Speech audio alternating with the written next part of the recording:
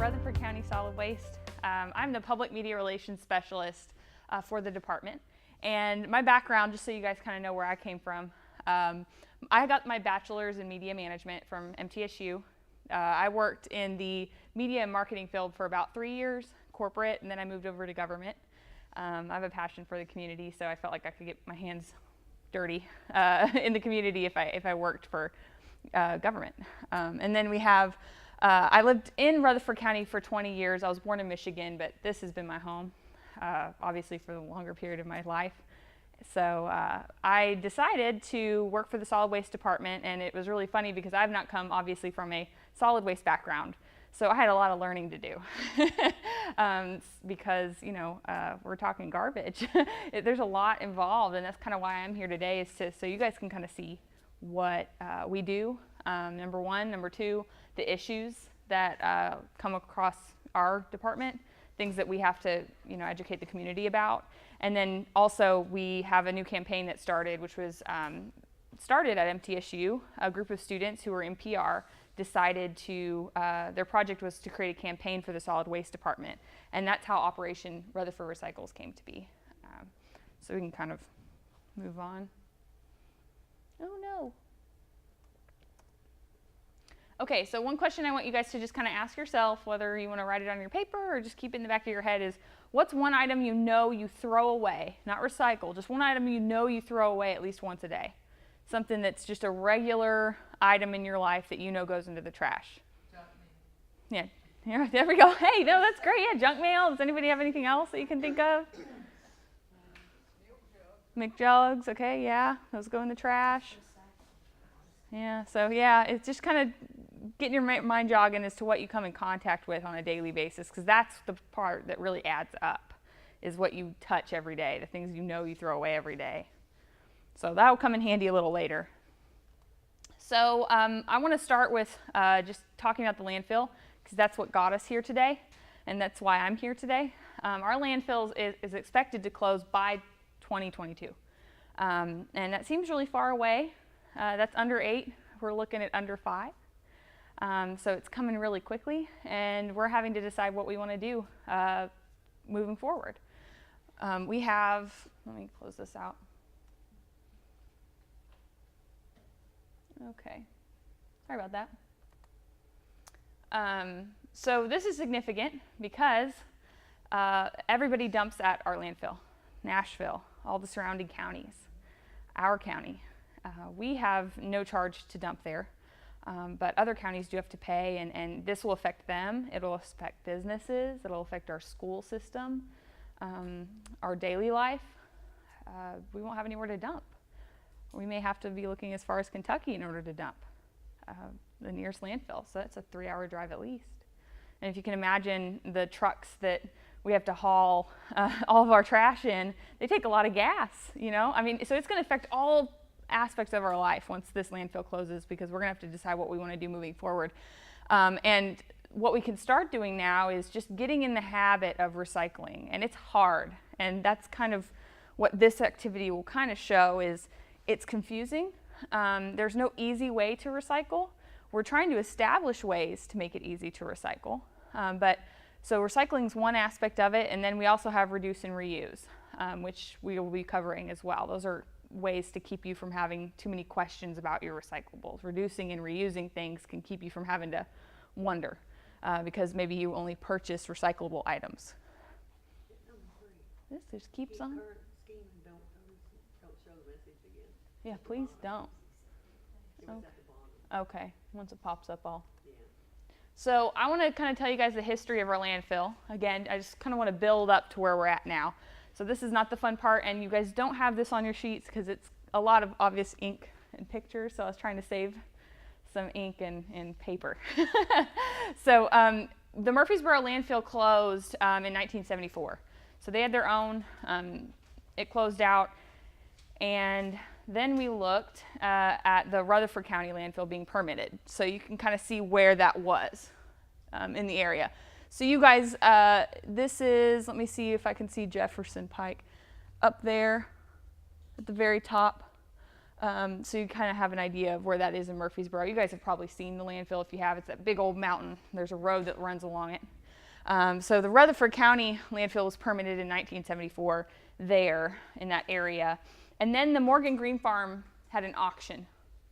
So all of this land was available for purchase. So that's when they kind of started looking at it going, okay, what can we use this for if we wanted it? Romac Inc. began the process of permitting the landfill in 1987. So this is where we see it today. They started trying to permit it, which is extremely difficult. It's a process to get something like that permitted. If you can imagine all the waste that's going to go there, you involve all types of municipalities trying to make this thing happen. And then BFI purchased 200 acres and the permit from Romac. So BFI purchased the land in 1988, and obviously that's when they started trying to make this thing a regular landfill. And then the convenience center operations began. There we are. Okay. Hopefully we won't see that again. In 1986 to 1989. So have any of you guys been to our convenience centers where you dump your trash? Okay. I know Murfreesboro City has pickup. So some people don't go to the centers because you have it at the end of your driveway and you see it drive off, so you don't have to take it. But for people that don't live in Murfreesboro, you have to take them to the centers or, yeah, okay, right. Yes, yeah, that's a busy one. We have some busy centers out in Smyrna because, you know, yeah, so many people. But yeah, those centers offer recyclables and trash. But at this point, it was just trash. Yeah, at this point in time, it was just collecting all that trash from everybody and hopefully making it a little easier to dump. And then outside county trash started coming into the picture, into the landfill in 1989, and that affects a landfill. The more you take in, obviously it fills up a little quicker. So we have all types of trash from all around the area coming into that landfill at that point. And then Rutherford County, with the help of Recycle Rutherford, they are a group, if you guys have heard of them, that started in 1990, and they began trying to incorporate recycling into the convenience centers. That was their goal. So they were a campaign of sorts, just like we are, in trying to incorporate recycling into the community. They saw the importance of it way ahead of time, obviously, 1990. So they are why I'm here today. And then the Rutherford County C&D landfill is permitted. Have you guys ever heard about our county landfill? It's just a construction debris landfill, so you can take construction demolition materials there. We're not permitted to take trash. So we're at a little corner of the scope of the landfill, but we're right in here and we take it from businesses and residents. And then Rutherford County's Class 1 garbage landfill closed. So in 1994. And then the Rutherford County negotiated a host agreement with BFI in 1995. So that's part of the reason we have free dumping at that landfill. The Middle Point expansion, so Middle Point decided to expand, and it added an additional 15 years in 2006. But that 15 years is starting to get eaten up pretty quickly. That really wasn't that long ago. That was about 10, 11 years ago. And then Middle Point confirmed the expected closure in 2028 in 2014. And notice that number, the number I gave you earlier, is much shorter. So that's indicating that it's filling up a lot quicker than we expected. So that's just some of the history. So when I learned that history and I started trying to understand what recycling was, how difficult it might be, the behavior of the county in general, what that looks like, because you could travel to Florida and their waste behavior is different than in Tennessee. So when you start taking on a campaign and having to teach people, you've got to understand where their minds are at, why they dispose of things the way they do, the history behind it. If we've had free dumping, well, of course we're going to dump everything, right? It's free. So that's part of the behavior and what we've been taught. And I will say, I was not raised to recycle. My whole entire family, I mean, we threw everything away. If we were cleaning out the house, electronics in the trash bag. We didn't even think about it, right? And so when I came into this position, my eyes opened. I was going, whoa, I used to throw away everything. didn't even think about maybe they needed to be separated out because that just wasn't a part of our life. So when you're little, when I was trying to figure out what the waste cycle looks like, why we behave the way we do, it all goes back to when you're a kid. Everything that you want is yours. That pile of toys is mine. Everything's mine. This is mine. This is new and it's shiny. If it's shiny and new, it's mine. But the second that item breaks or isn't new anymore, that's yours. So whenever you see that it's broken, all of a sudden you're like, all right, this isn't mine anymore, deal with it, right? And that's how I behaved, and that's how I can still find my brain behaving when I'm starting to throw things away, right? It's, well, it's just broken. It goes to the landfill, it goes to the dump. It can't be used for anything else, you know? So that's how you are from a child, even into your adult life. If you have a shiny new TV, you're gonna throw away this old one. You know, and we even have some of these types of TVs in our garage. We keep them around because we hope we're going to use them, but they're not sitting in our house anymore. They're not used on a daily basis. You know, unless you know how to dispose of it, it ends up in the trash. So that's just kind of the base root of, you know, how we get rid of our waste. So the behavioral waste cycle is ownership and then disassociating.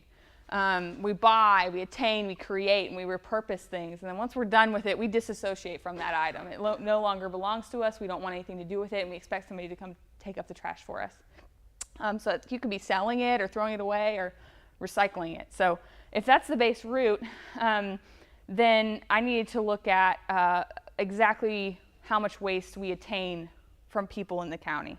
What does that look like? How much do we purchase as an individual? So Rutherford County, this was just last year.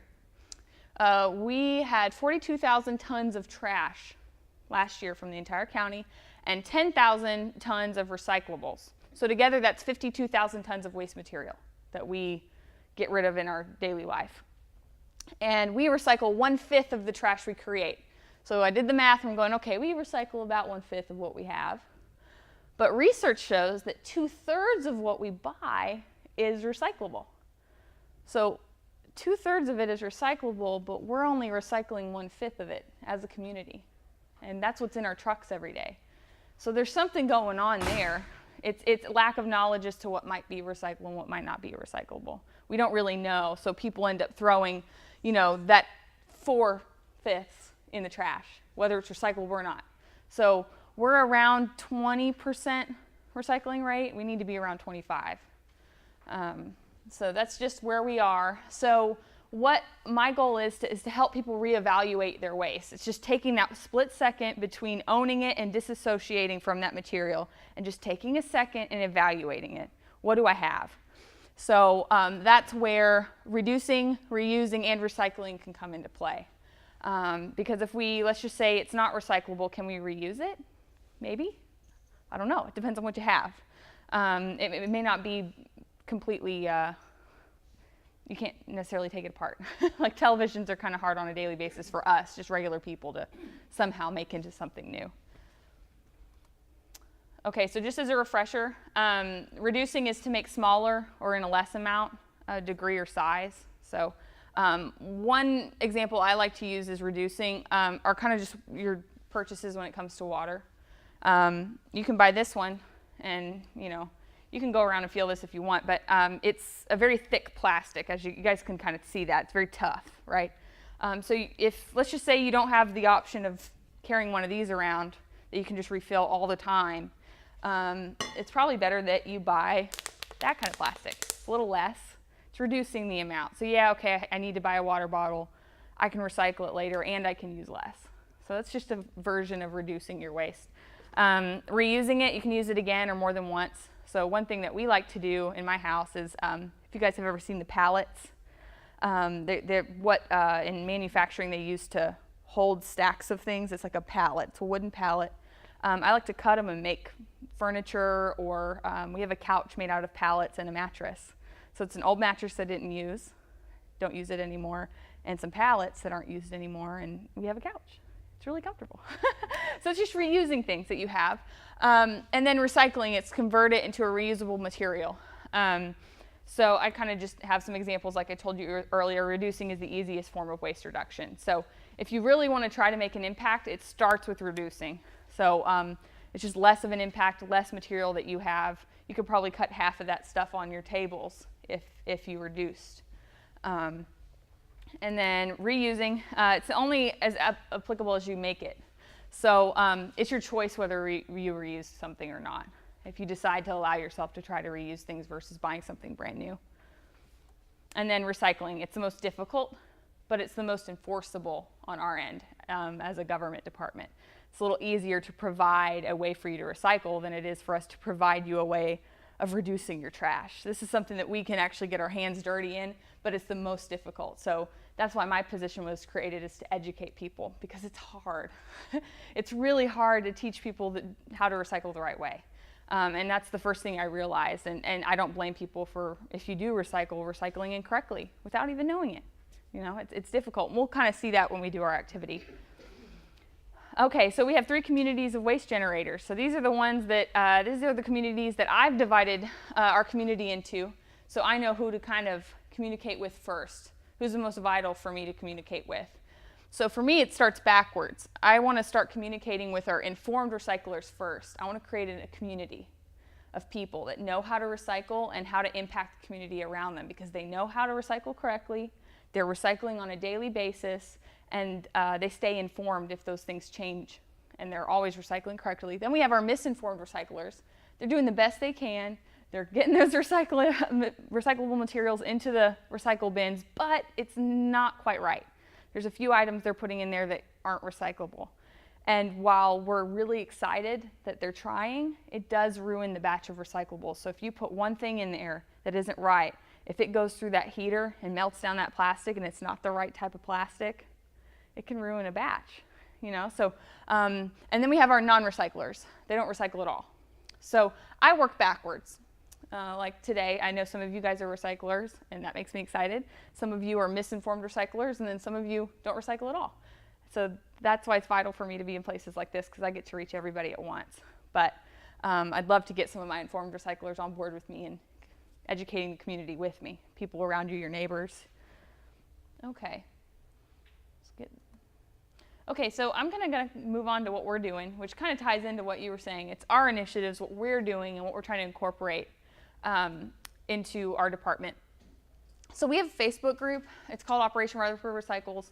We have about 800 people that have liked our page already, but we're trying to grow that number. So our Facebook page updates on any kind of initiative we're doing. We have like community events. So one example is our Tennis Balls for Paws. One thing I wanted to do was to start pulling in other departments, because it's so easy for our department to kind of get in our own solid waste world, or pause to get in their world, because the work is so hard, and they do so much for the community. But being able to pull in similar messages. So what I decided to do is create a campaign, Tennis Balls for Paws. We can't recycle tennis balls here in the community. However, we can reuse tennis balls. So we decided to hold a community effort. I went to their adoption truck. They were parked in Smyrna. They were trying to adopt out dogs that day. And I got a bin, and we collected used or new tennis balls to give to the dogs. So then everybody that adopted a dog that day got like a bag of tennis balls from people who donated their used or new tennis balls. During that time, when I was trying to create this campaign, I get a call from a guy in Vermont, random. I don't know how he heard about the event. At this point, I had just started this job, so I had no idea how he got my number. But a guy in Vermont called, and he started a company called Recycle Balls. And he had heard about the event and said, hey, would you like 10 of our bins? I was like, okay. He goes, you don't have to send them back with anything, and just use them, because that's his company. But they are recycling tennis balls and making them into a lot of new materials, which is really neat because it's a really hard item to recycle. They have to take that fuzz off, but they're starting to make shirts out of the fuzzy outside. Yeah, and then the plastic on the inside they're using to make stands holders at the bottom, the bases that you put signs in, out of that material, because it's, you know, water resistant and it's not metal, but they're using it. So what they decided to do was create this quick ship bin. So when you pop in, you can hear this ball in here, but it won't come out. But they put this barcode on there, this shipping label, and you ship it back for free. So they send you this, you collect it for them. So one area we'd love to start incorporating this is like at MTSU, where they have big tennis teams or tennis facility, things like that. We're going to try to start seeing if we can start incorporating something like this, even if we can't incorporate this fully, but trying to find facilities that would like to use these. But I got that connection just out of forming this little event here in the community. And you start making connections with people that recycle and things that we can't recycle here, but they were willing to send me 10 of these.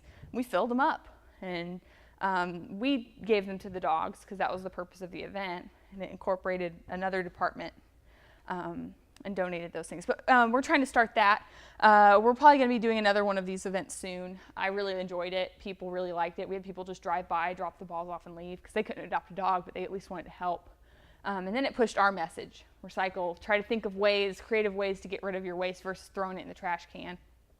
The next campaign that we had started, and this was about a month ago, we just ended it. So it was a 3-month-long campaign, and it was called Caught Green-Handed.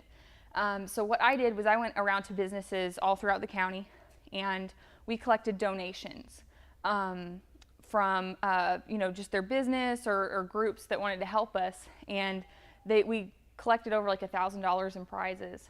And so we went to the centers and awarded people that we caught recycling correctly.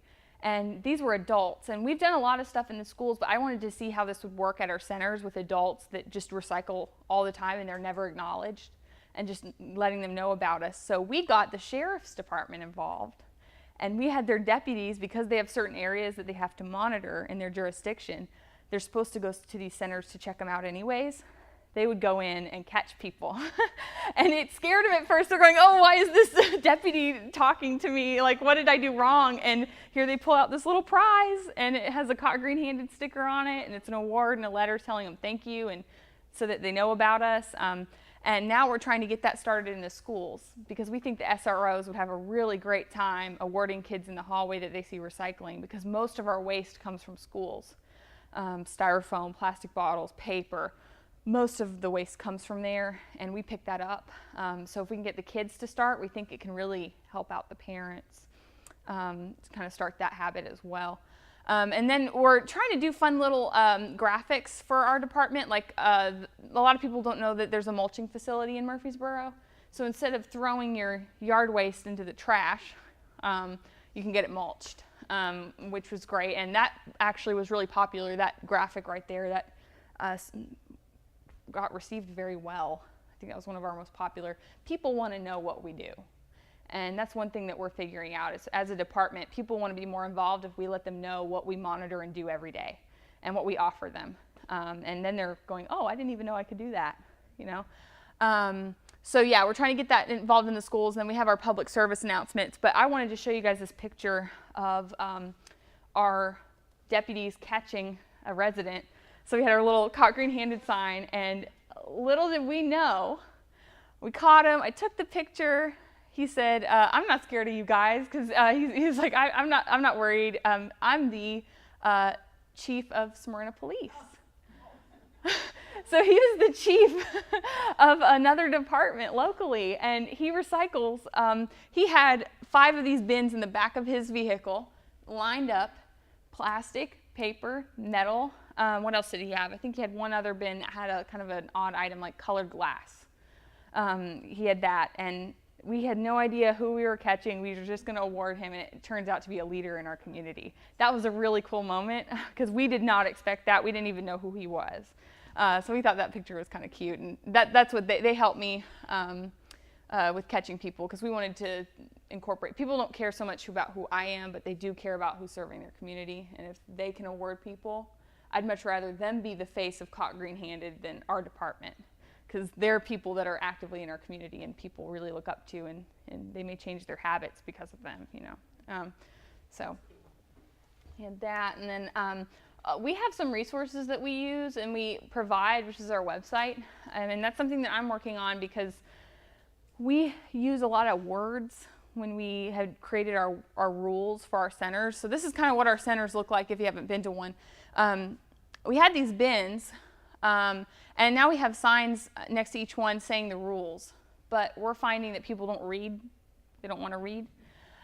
which is fine. But when they go to dump, they're actually not reading these. So they don't know the rules. They don't know what we collect because they're not reading them. So that's why we are trying to update our website to make sure we have things like this available too for people to put on their fridges. And that's the next thing we're going to try to work on is we think if they have this in their house, it's a little easier than waiting till you get to the center to find out something that you just separated isn't recyclable. So it starts in the house. But yeah, we have our website, and I may click on that here in a second, but I don't want to mess up the slideshow, but we'll go back to that because I want to show you kind of how our website looks. So if you ever do use it, you know where to go to find resources. So this is another thing that I started too is paint is kind of hard to collect because it has to be dry. And one thing that people don't know is that latex paint isn't hazardous. It can be washed out with water.